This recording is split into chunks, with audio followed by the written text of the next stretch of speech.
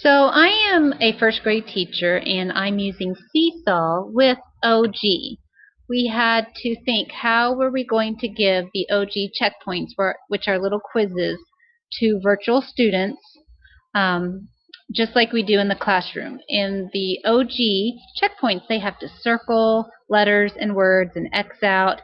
And what was the best way to do that at home for kids learning at home?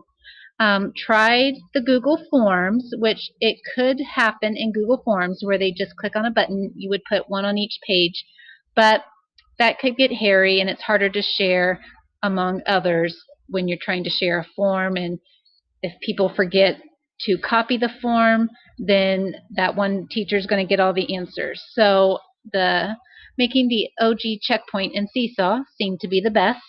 You just have to, as a teacher, when you get this back, go through each slide page and check the answer. So I'm almost done making one. And if you look on my screen, I have several pages here.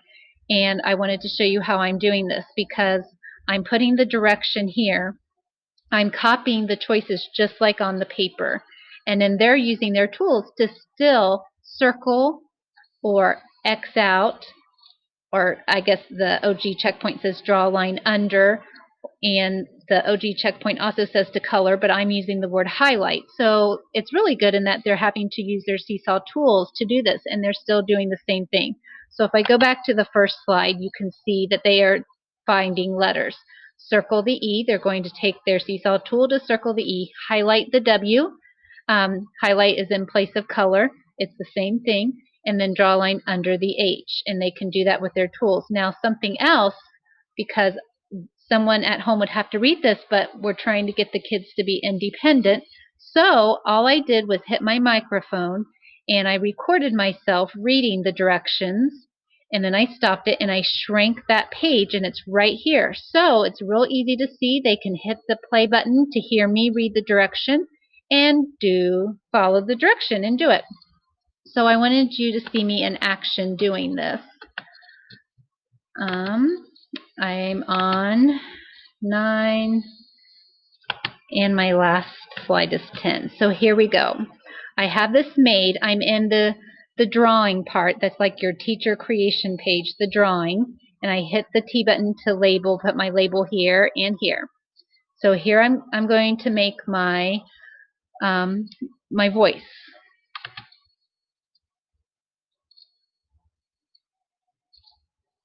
Circle the word we.